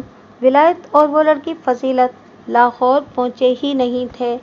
ان دونوں کی ہڈیاں شہر کے غیر آباد مکان میں دفن تھیں۔ میں نے نکلوا لی ہیں، صرف ڈھانچے ہیں اور کپڑے ہیں۔ ولایت کے سسرال کا یہ رویہ میری سمجھ میں آ گیا تھا۔ اس نے ان کی بیٹی کو یعنی کہ اپنی بیوی کو بہت ہی تنگ رکھا ہوا تھا۔ میں نے اس کی بیوی کو دیکھا تو میں نے اپنے دل میں کہا کہ اس سے زیادہ اور کوئی عورت کتنی خوبصورت ہو سکتی ہے، لیکن ولایت دوسری عورتوں کے پیچھے اتنی حسین خوبصورت بیوی کو پریشان کرتا رہتا تھا۔ بہرحال اس کی بیوی طلبی پر تھانے آ گئی اور اس نے میرے سوال کا ٹھیک جواب نہیں دیا۔ اس سے میں نے کچھ ضروری باتیں معلوم کیں۔ وہ اتنی کام کی نہیں تھیں کہ ان سے میری تفتیش میں کچھ مدد ہو جاتی۔ ولایت کے گاؤں کا نمبردار آیا ہوا تھا۔ میں نے اس سے ولایت کے بارے میں باتیں پوچھیں۔ اس نے ابھی وہی باتیں بتائیں جو ہیڈ کانسٹیبل اور دوسرے لوگ بتا چکے تھے۔ نمبردار نے بھی ولایت کے ڈھانچے سے اترنے والے کپڑے، پگڑی اور گرگابی دیکھی تو اس نے کہا کہ جس رات وہ لاپتہ ہوا ہے اس شام کو اس نے یہی کپڑے وغیرہ پہنے ہوئے تھے۔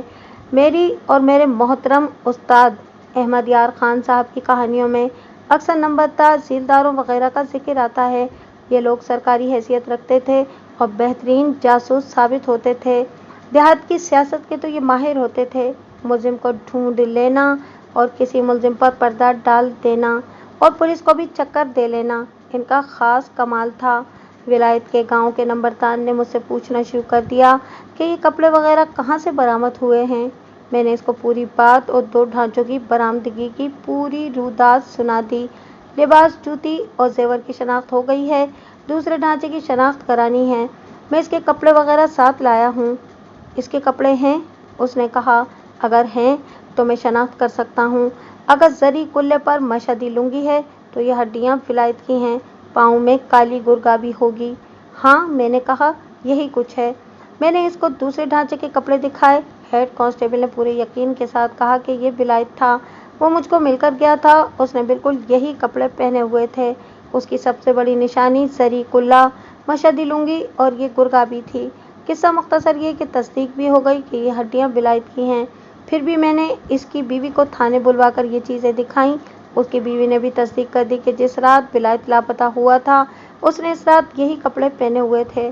یہاں میں ایک اور بات سنانا چاہتا ہوں، وہ یہ ہے کہ میں نے ولایت کے وارثوں یعنی کہ ماں باپ، بھائی وغیرہ کو تھانے طلب کیا تھا۔ گاؤں کا نمبردار آ گیا تو اس نے بتایا کہ اس شخص کا اپنا کوئی بھی نہیں۔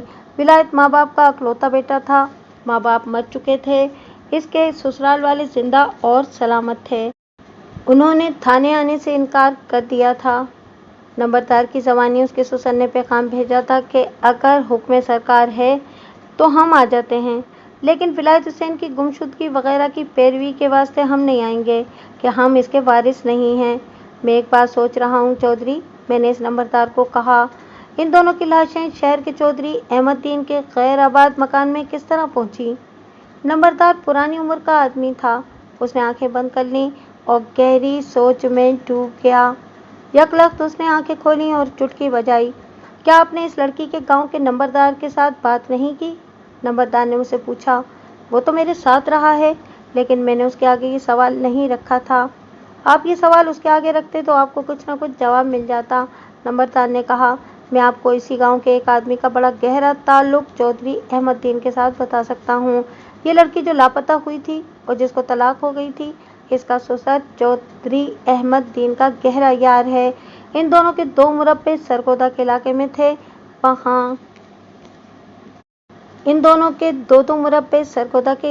تھے۔ وہاں چودھری احمد دین کی کسی کے ساتھ دشمنی پیدا ہو گئی اور ایک بار لڑائی ہوئی تو اس لڑکی کا سسر احمد دین کی مدد کو پہنچ گیا۔ اگر نہ پہنچتا تو احمد دین قتل ہو جاتا۔ اس کے بعد یہی شخص احمد دین کی بہت مدد اور حفاظت کرتا رہا۔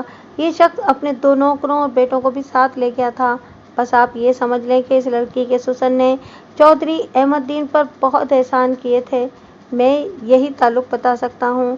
میرے سامنے دوسرا مسئلہ یہ تھا کہ ولایت حسین کے وارث اس کی ہڈیاں وصول کر لیں، لیکن انہوں نے صاف جواب دے دیا۔ اس کا سسر خود ہی تھانے میں آ گیا اور معافی مانگنے لگا کہ وہ طلبی پر نہیں آیا تھا۔ اس نے اس قسم کے الفاظ بھی کہے کہ اس نے اور اس کی بیٹی نے خدا کا شکر ادا کیا ہے کہ اس بدکار اور بدمعاش آدمی کا نام اس کے خاندان سے کٹ گیا ہے۔ اس نے ولایت کی ہڈیاں میرے تھانے میں آ کر وصول کرنے سے انکار کر دیا اور اجازت لے کر اپنی بیٹی کو ساتھ لے کر چلا گیا۔ دلچسپ بات یہ ہے کہ ولایت جب لاپتہ ہوا تھا تو کسی نے اس کی گمشدگی کی رپورٹ تھانے میں دی ہی نہیں تھی۔ میرا اب وہاں کوئی کام نہیں رہ گیا تھا۔ ہیڈ کانسٹیبل نے ہی میرا کام کر دیا تھا۔ میں وہاں سے رخصت ہوا اور فضیلت کے گاؤں پہنچا۔ رات ہو چکی تھی، لیکن میں نے بہتر سمجھا کہ تفتیش کو کچھ اور آگے چلا لوں گا۔ میں نمبردار کے گھر چلا گیا۔ میں نے نمبردار سے پوچھا کہ فضیلت کے سسر اور شہر کے چودھری احمد دین کا آپس میں کیا تعلق ہے؟ بڑا گہرا تعلق ہے سرکار، نمبردین نے جواب دیا اور اس تعلق کی وہی وجہ بتائی جو ولایت کے گاؤں کا نمبردار سنا چکا تھا۔ اس کے بعد اس نے بتایا، اشرف اور فضیلت کی جب شادی ہوئی تو اشرف کے باپ نے چودھری احمد دین کے پورے کنبے کو شادی پر بلایا تھا۔ چودھری خود بھی آیا اور اس کے ساتھ اس کے بیٹے بھی ساتھ تھے۔ مجھ کو یہ بھی معلوم ہے کہ اشرف کا باپ کبھی شہر جاتا ہے تو چودھری احمد دین کے گھر ضرور ٹھہرتا ہے۔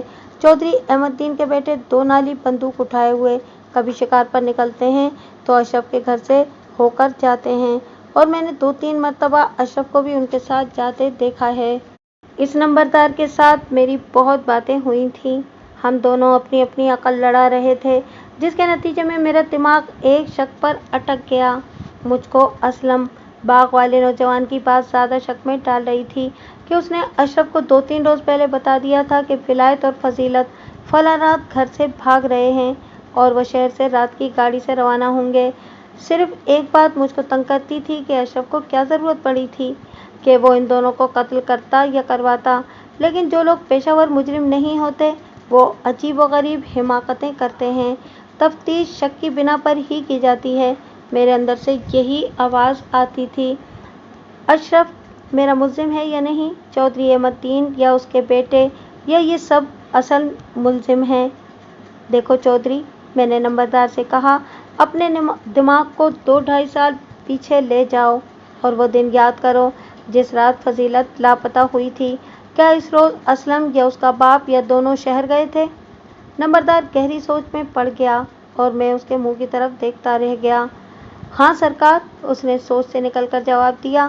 میں پورے یقین کے ساتھ تو نہیں کہتا، لیکن کچھ اس طرح یاد آتا ہے کہ شام کے بعد میں نے باپ بیٹے کو گاؤں سے نکلتے دیکھا تھا، اور یہ تو مجھ کو اچھی طرح یاد ہے کہ سورج نکلنے سے پہلے دونوں شہر کی طرف سے آ رہے تھے۔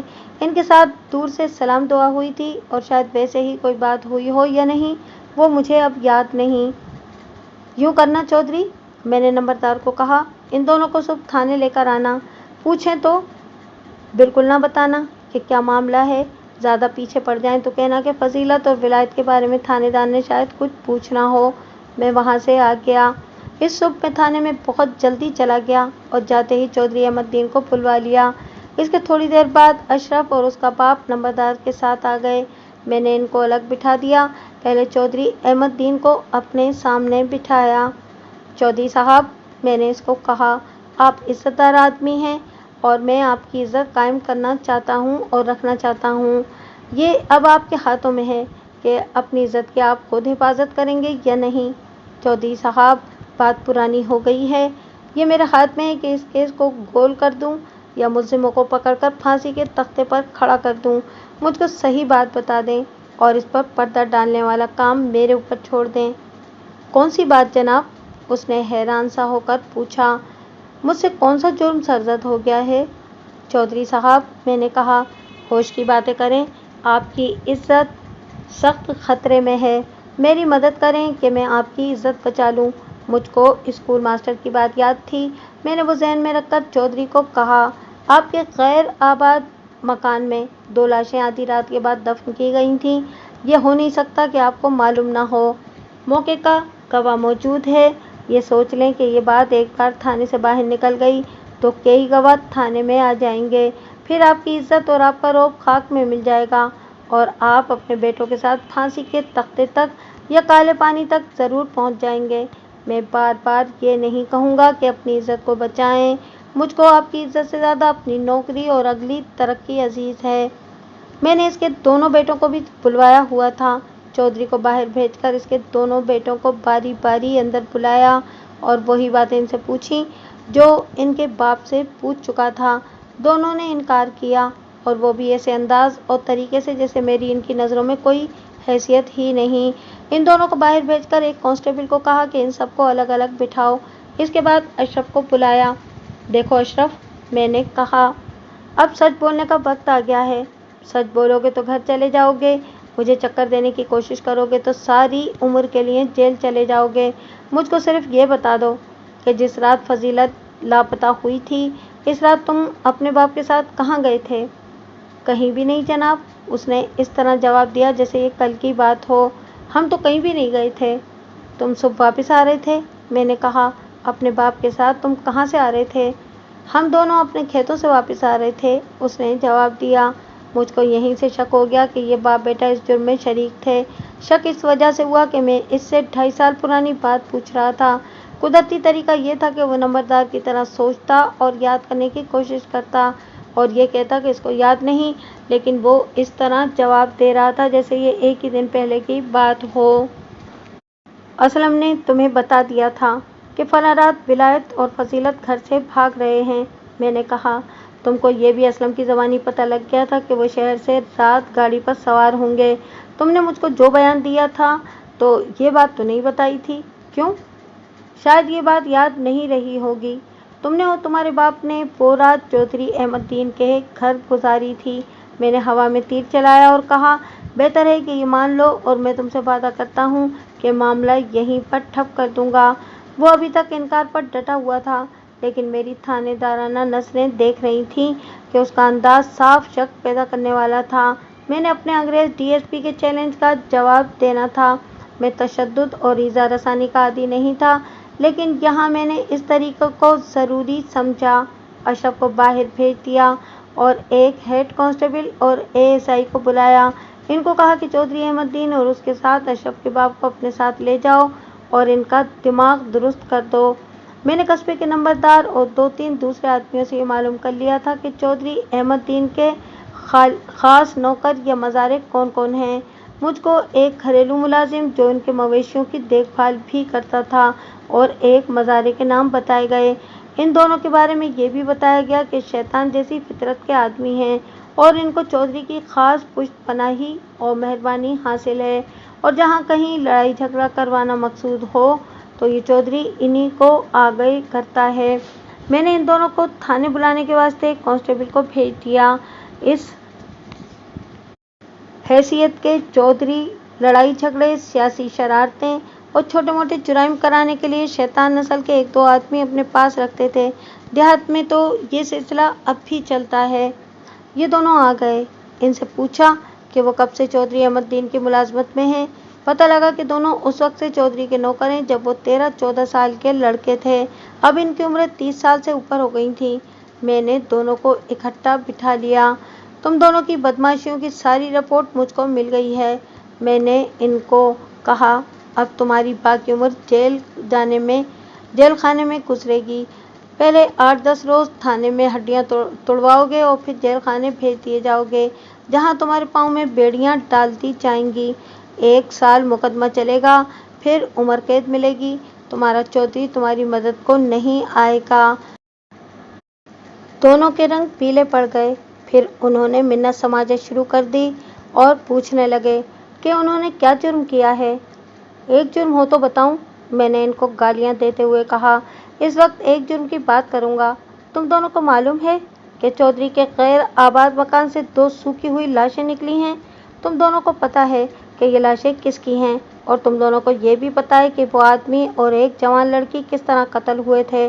تم دونوں میں سے جو مجھ کو یہ ساری واردات سنا دے گا اس کو وعدہ معاف گواہ بنا دوں گا۔ تم جانتے ہو وعدہ معاف گواہ کو کیا انعام ملتا ہے؟ اس کو معاف کر دیا جاتا ہے۔ میں نے ایک کو کہا، پہلے تم آؤ۔ اس کو ساتھ لے کر میں اپنے دفتر میں جا بیٹھا۔ تم غریب آدمی ہو، میں نے اس کو کہا، तुम्हारा चौधरी अपनी जान छुड़ाने की गर्ज से अपने गुनाह भी तुम्हारे सर पर डाल देगा। मैं तुम पर मेहरबानी करता हूँ, मुझको सारी वारदात मालूम हो गई है, तुम उसमें शामिल थे। तुम देख रहे हो कि इस जुर्म में जो लोग शामिल थे वो सब यहाँ मौजूद हैं। राज खुल चुका है और ये चौधरी अपने आप को बचाने की कोशिश कर रहे हैं। मैंने इन्हीं के कहने पर तुम दोनों को बुलाया है। मेरे दिल में खुदा का खौफ है, मैं किसी गरीब की आह नहीं ले सकता। तुम सच बोलो और मैं तुमको माफ़ी दिलाऊंगा। मैंने आपको ये मुख्तसर सी बात बतौर नमूना सुनाई है। इस शख्स के साथ इस तरह की मैंने बहुत सारी बातें की थी, इसको डराया भी था। वो बेचारा था ही क्या, नौकर ही था। चौधरी के साए के नीचे तो वो ताकतवर गुंडा और बदमाश था, लेकिन थाने में थानेदार के सामने इसकी हैसियत भेड़िए के आगे खरगोश जैसी रह जाती थी। मैंने जिस उस्तादी से बातें की और ज़बान की जो मुस्मेरज़म चलाई, उसके असरात से कोई उस्ताद ही बच सकता था। इस मामूली से नौकर और कामे ने क्या बचना था। आप वादा करते हैं कि मुझको माफ़ी दिला देंगे? उसने भूखे भिखारियों की तरह कहा। मैं हर बात सच सच बता दूंगा, पक्का वादा। मैंने कहा, मैं किसी गरीब आदमी को धोखा नहीं दिया करता। तुम बात करो। बात यह है सरकार जी, उसने कहा। लड़की का गला चौधरी अशरफ ने हाथों से घूटा था और आदमी का गला शरफे ने रस्सी से घूटा था। फिर हम दोनों ने गड्ढे खोदे और दोनों लाशें गड्ढे में रखकर ऊपर मट्टी डाल दी थी। शुरफा चौधरी अहमदुद्दीन का दूसरा मुलाजिम या मज़ारे था, जिसको मैंने बाहर बिठा दिया था। इन दोनों को कहाँ से लाए थे? मैंने पूछा। ये मुझको बिल्कुल ही मालूम नहीं, उसने जवाब दिया। चौधरी जी ने हम दोनों को कहा था कि आधी रात के बाद एक आदमी और एक जवान लड़की को गैर आबाद मकान में लाया जाएगा। तुम दोनों को इशारा मिलेगा, तुम्हारे हाथों में गज गज लंबी एक एक रस्सी होगी। तुम दोनों किसी पुरानी चारपाई से अजवाइन निकाल कर गज गज लंबी 2 रस्सियाँ काट लेना। जो ही तुमको इशारा मिले तुम पीछे से इस आदमी और इस लड़की के गलों में रस्सियाँ डालकर इनके गले घोट देना। सरकार जी, हमने ये काम कर दिया और सुब चौधरी ने हमें नकद इनाम दिया। इस वक्त तुम दोनों के अलावा मकान में और कौन कौन था? मैंने पूछा। चौधरी अहमद साहब के दोनों बेटे, उसने जवाब दिया। और चौधरी अशरफ, वो गांव का रहने वाला है, रात को अपने बाप के साथ चौधरी साहब के घर आया था। अब जब इन मकतूलों की हड्डियां बरामद हो गईं तो चौधरी ने तुम दोनों को कुछ कहा था? मैंने पूछा। हाँ जी, उसने जवाब दिया। उन्होंने कहा था कि पक्के रहना, तुमको थाने बुलाया जाए तो साफ कहना कि हम नौकर चाकर हैं, हमें तो कुछ पता ही नहीं। चौधरी जी ने ये भी कहा था कि बहुत मुद्दत गुजर गई है, पुलिस को कुछ पता नहीं लगेगा कि ये किसकी हड्डियां हैं और इनको यहाँ किसने दफन किया है। इस शख्स को और कुछ भी मालूम नहीं था। मैंने इसको अभी हवालात में बंद न किया, एक हेड कांस्टेबल को बुलाकर उसके हवाले कर दिया और बताया कि ये अब ज़ेरे हिरासत है। मैं इस कमरे में गया जहां चौधरी अहमदुद्दीन का दिमाग दुरुस्त किया जा रहा था। उसकी उम्र 60-65 साल के दरमियान थी। वो फर्श पर पीठ के बल पड़ा दर्द से तड़प रहा था। उसके बाजू सर से नीचे इस तरह लंबे किए हुए थे कि हथेलियां फर्श पर और उल्टी तरफ ऊपर को थीं। दोनों हाथों पर एक एक कुर्सी का एक एक पाया रखा हुआ था और कुर्सी पर एक भारी जिस्म वाला कांस्टेबल बैठा हुआ था। मुझको मालूम था कि कुर्सी के पाए चौधरी के हाथों की हड्डियां तोड़ रहे थे। मैंने कांस्टेबल को कुर्सी से उठा दिया और चौधरी को उठने को कहा। वो उठा और दोनों हाथों को देखने लगा। उसकी आंखों में आंसू थे। तुम्हारा हुक्म सिर्फ नौकरों और मज़ारों पर चल सकता है, मैंने उसको कहा। तुम नौकरों से जिसको चाहो कत्ल करवा सकते हो, इनको हुक्म दे सकते हो कि लाशों को दफन कर दो और तुम इनको इनाम भी दे सकते हो, लेकिन थाने में तुम छोटे से चूहे हो जिसको थानेदार पाँव के नीचे मलकर बाहर फेंक सकता है। अपनी हालत देख लो, अभी बिस्मिल्लाह हुई है। इस कमरे में आगे आगे तुम्हारे साथ जो कुछ होगा वो देखना। मुझको माफ़ी दे दें जनाब, उसने रोते हुए कहा। मैंने क्या जुर्म किया है? तुमने जुर्म करवाया है, मैंने कहा। तुम्हारे बेटों और अशरफ की मौजूदगी में तुम्हारे एक नौकर ने विलायत के गले में फंदा डालकर और अशरफ ने फजीलत का गला हाथों से दबाकर मारा है। तुम और तुम्हारा बाप घर बैठे हुए थे। मैंने इसका एक कान पकड़कर जोर से खींचा और कहा, इस जुर्म की सारी बात खुद सुना दे और कान खोलकर सुन ले। कि नहीं सुनाओगे तो मैं अदालत में साबित कर दूंगा कि तुमने पास खड़े होकर दोनों को कत्ल कराया है। फिर बाकी उम्र जेल खाने में गुजारना, वहाँ से तुम्हारी लाश घर आएगी। अब तुम्हारे बचने की सूरत मौजूद है, लेकिन जनाब اس نے सिसकते हुए कहा, मेरे दोनों बेटे फंस जाएंगे। आप मेरे दोनों नौकरों को गिरफ्तार करके सजा दिला दें और मुझको हुक्म दें कि क्या पेश करूं। जितनी रकम आप जबान से कहेंगे आपको मिल जाएगी। मुझको जो दोगे कबूल कर लूँगा। मैंने इसको अपने जाल में लाने के वास्ते कहा, लेकिन मुझको मालूम होना चाहिए कि ये वारदात किस तरह हुई है, ताकि मैं इसके मुताबिक सोचकर कानून का मुंह बंद करूं।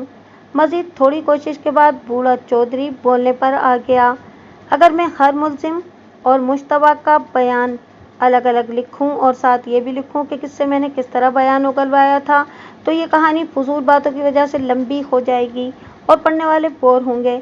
आप ये समझ लें कि मैंने हर एक के साथ अलग अलग उस्तादी तरीके इस्तेमाल करके बयान लिए थे। सिर्फ 3 आदमियों के बारे में बताना दिलचस्प होगा कि वो बयान देने पर आमादा नहीं हो रहे थे। इनमें एक तो अशरफ था और दूसरे 2 चौधरी अहमददीन के बेटे थे। इनका जवान खून था, जिस वजह से वो अपने परों पर पानी नहीं पड़ने देते थे। मैंने तीनों को अपने साथ लिया और इसी कमरे में ले गया जहाँ चौधरी अहमददीन को बिठाया हुआ था। मैं पहले बता चुका हूँ कि वो इस हालत में था। वो फर्श पर बैठा हुआ था। उसके चेहरे से पता लगता था कि सख्त तकलीफ में है। फर्श पर तड़पते रहने से उसके सफ़ेद कपड़े फर्श की मट्टी से ख़राब हो चुके थे। ये देखो, मैंने इन तीनों को कहा, अपने बुजुर्ग की हालत देख लो। ये जो और भी ज़्यादा ख़राब होगी अभी इनकी हालत, फिर तुम्हारी हालत भी इस जैसी करती जाएगी। फिर मैं इनको पीछे ले गया जहाँ कोई कमरा नहीं था। वैसी ही कच्ची सी दीवार 3 तरफ फिरी हुई थी। वहाँ अशरफ का बाप चौधरी अहमद जैसी हालत में ज़मीन पर पड़ा हुआ था। इसको ईज़ा रसानी के अमल से गुजारा जा रहा था और वो मट्टी पर लोटपोट हो रहा था। मैंने इन तीनों की तरफ देखा। इनके चेहरों के रंग बदले हुए थे और अशरफ मेरी तरफ यूं देखता था जैसे मुझको खा जाएगा। मैं तीनों को अपने दफ्तर में ले आया था और उनको बताया कि तमाम वारदात जिस तरह हुई है मेरे सामने आ गई है और मुझको किसी बयान की ज़रूरत नहीं। फिर भी मैं तुम लोगों को मौका देता हूँ कि बयान दे दो तो तुम सबको कुछ रियायत दिलवा दूंगा। अगर मैं थानेदार ना होता या मैं थाने की बजाय इनके गांव में होता तो ये तीनों अपने बापों की बेइज्जती का इंतकाम लेने की गर्ज से मेरे ऊपर कातिलाना हमला कर देते। मुझको मालूम था जवान बेटे अपने बूढ़े बाप की इतनी बेइज्जती और इतनी अजियत बर्दाश्त नहीं कर सकते। देहात के लोगों में तो गैरत ज़रूरत से भी ज़्यादा होती है। इन तीनों ने बयान देने पर रजामंदी जाहिर कर दी। मैंने कहा है कि इन सब के अलग अलग बयान सुनाने से बात खामखा लंबी हो जाएगी। मैं इन सब के बयानात को इकट्ठा करके सुना देता हूँ कि ये जुर्म किस तरह हुआ था। थोड़ी सी बैकग्राउंड को अपने सामने रख लें। फजीलत की शादी अशरफ के साथ हुई थी, लेकिन फजीलत ने अशरफ को दिली तौर पर कबूल नहीं किया था। अशरफ ने उसको तलाक दे दी और फजीलत के ताल्लुकात विलायत हुसैन के साथ थे, जिससे अशरफ वाकिफ था। मैंने शुरू में लिखा है कि मैं हैरान था कि देहात में जो औरत किसी मर्द के साथ उल्टे सीधे ताल्लुकात रखे तो उसको माफ़ नहीं किया जाता और कत्ल से कम सज़ा भी नहीं दी जाती। फिर अशरफ ने क्यों अपनी ये बेइज्जती बर्दाश्त कर ली और खामोशी से फजीलत को तलाक दे दी। इससे मैंने ये राय कायम की थी कि अशरफ बुज़दिल और कमज़ोर आदमी है, लेकिन इसके बयान से पता लगा कि वो इंतकाम का मौका तलाश कर रहा था। इसको फजीलत ने सिर्फ ये नहीं कि कबूल नहीं किया था, बल्कि इसको बड़े सख्त और तंज़िया अल्फाज कहे थे। मसलन ये कि मैं तुम्हारे घर पर पेशाब करती हूँ। अशरफ ने अपने बयान में बताया कि फजीलत उसको उसके सांवले रंग के ताने दिया करती थी और एक बार उसने अशरफ को यह भी कहा था कि तेरे जैसे आदमी को तो मैं अपना नौकर भी ना रखूँ। अशरफ ने अपने बयान में ये भी बताया कि विलायत हुसैन ने भी एक आदमी की ज़बानी इसको पैगाम भेजा था कि फजीलत तुम जैसे बदसूरत आदमी के वास्ते नहीं, बल्कि मुझ जैसे शहजादे के वास्ते पैदा हुई है। ऐसे ताने कोई बुज़दिल आदमी भी बर्दाश्त नहीं कर सकता। और फिर ये चोट के अशरफ को अपनी इतनी खूबसूरत बीवी भी छोड़नी पड़ी। अशरफ को इंतकाम का कोई तरीका नज़र नहीं आता था।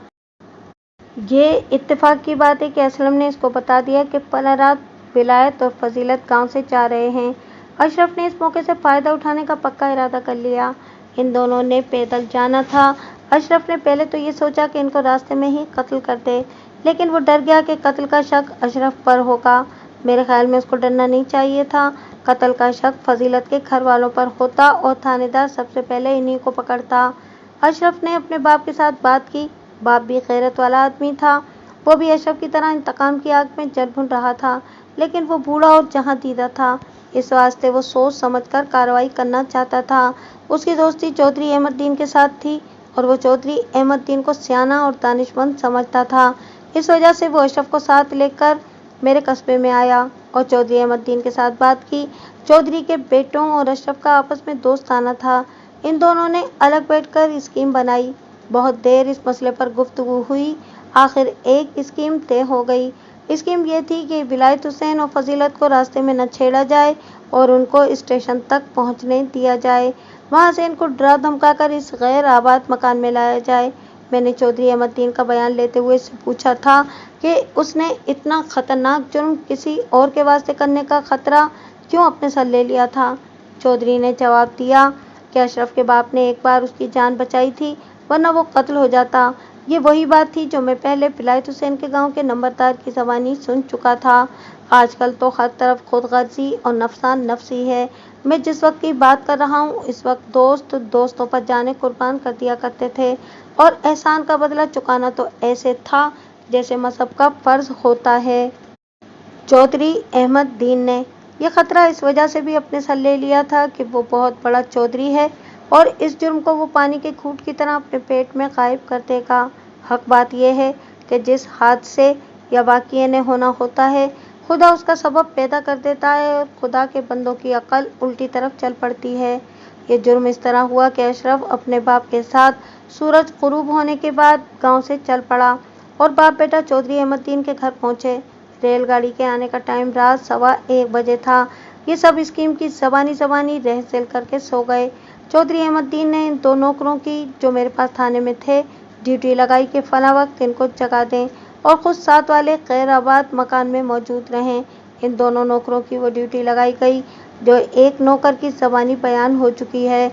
इन दोनों ने एक एक गज अदवाइन की रस्सी अपने पास तैयार कर ली थी।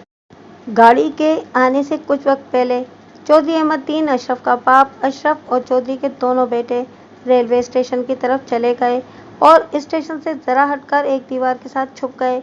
लोग इसी रास्ते से स्टेशन तक जाते थे। इस ज़माने में रात की गाड़ी, और वो भी इतनी देर से, नहीं जाती थी। विलायत और फजीलत की मौत इसी तरह लिखी हुई थी। गाड़ी आने से कुछ देर पहले वो आए। जो ही इस दीवार के करीब से गुजरे तो इन 5 आदमियों ने इनको घेर लिया। इस रात चौधरी अहमद दीन के एक बेटे के पास 2 नाली बंदूक थी। इसने बंदूक की नाली विलायत के पहलू के साथ लगा दी और इनको कहा कि वो खामोशी से इनके साथ चल पड़ें, वरना इन्हें गोली मार देंगे। विलायत ने इनसे पूछा कि इसको कहाँ ले जा रहे हैं। इसको जवाब दिया गया कि जिंदा रहना चाहते हो तो चुप करके साथ चल पड़ो, और अगर मरना है तो ये काम यहीं हो जाएगा। विलायत ने इनको कहा कि मेरी जान छोड़ दें और इस लड़की को ले जाएं। फिक्र न करो, चौधरी के एक बेटे ने कहा। इस बेचारी के साथ ऐसी बेवफाई ना करो कि मौत के डर से तुम इसको हमारे हवाले कर रहे हो। हम तुम दोनों को जिंदा सलामत तुम्हारे गांव में पहुंचा देंगे। इतने बुज़दिल ना बनो और हमारे साथ चलो। रात का 1:30 बज रहा था। कस्बा गहरी नींद सोया हुआ था। दूर दूर तक किसी इंसान का नामो निशान ना था। विलायत और फजीलत को ये लोग कस्बे के बाहर बाहर से अपने महल्ले में ले गए और इस तरह इनको गैर आबाद मकान में पहुंचा दिया गया। आगे दोनों नौकर रस्सियां लिए हुए खड़े थे।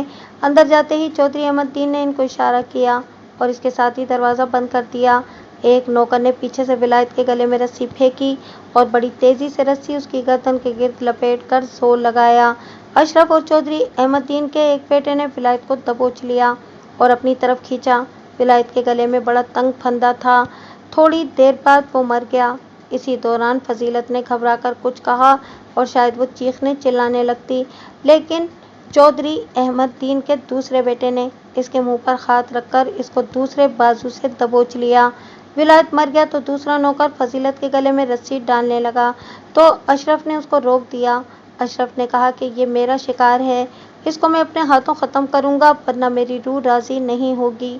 इससे मैंने अपनी बेइज्जती का बदला लेना है। ये कहकर उसने फजीलत की गर्दन अपने मजबूत हाथों में ले ली और हाथों का शिकंजा इतना सख्त कर दिया कि फजीलत तड़पते हुए गिरी। अशरफ इसके ऊपर गिरा, लेकिन इसकी गर्दन न छोड़ी। आखिर ये लड़की भी इस दुनिया से रुखसत हो गई।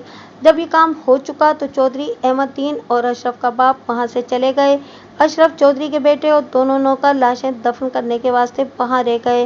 ये मैंने पहले बयान कर दिया है कि इनको किस तरह दफन किया गया था। मैंने डीएसपी को बड़ी खुशी खुशी इतला दी कि मैंने कातिल पकड़ लिए हैं। इस अंग्रेज डीएसपी की दिलचस्पी तो देखें कि वो इसी दिन मेरे थाने में आया। उसने 5 मुलजिमों को देखा और मेरी पूरी फाइल देखी और तमाम ज़िम्नियाँ पढ़ीं, रोज़नामचा देखा और बहुत खुश हुआ। कहने लगा कि इन सब के बयानात मजिस्ट्रेट से ज़ेर दफ़ा 164 करा लो और मुकदमा तैयार करो। उसने खुद भी कुछ मशवरे दिए। ये तो थाने की बातें हैं, ये सुनकर आप क्या करेंगे? मुख्तसर बात यह है कि मैंने जिस मेहनत से मुकदमा तैयार किया और गवाहों के खाने जिस तरह पुर किए, इस मेहनत का फल ये मिला कि 5 मुलजिमों को सज़ा हुई। इस सज़ा के खिलाफ अपीलें दायर हुईं, जो हाई कोर्ट ने नामंजूर करके सज़ाएं बहाल रखीं। चौधरी के दोनों बेटों अशरफ और इस नौकर को, जिसने विलायत के गले में फंदा डाला था, उम्र कैद दी गई। दूसरे नौकर कुछ साल सज़ाए कैद पाए। चौधरी अहमददीन और अशरफ के बाप को आनत जुर्म और तरगीब जुर्म की दफ़ात में मजमूई तौर पर 6-6 साल सज़ाए कैद दी गई। एक बात तो रही गई, वो ये कि विलायत हुसैन की हड्डियाँ वसूल करने वास्ते कोई भी ना आया। यह हड्डियाँ मुझको सरकारी तौर पर लावारिस करार देकर कब्रिस्तान में दफन करना पड़ी। डीएसपी ने अपना इनाम का वादा पूरा किया।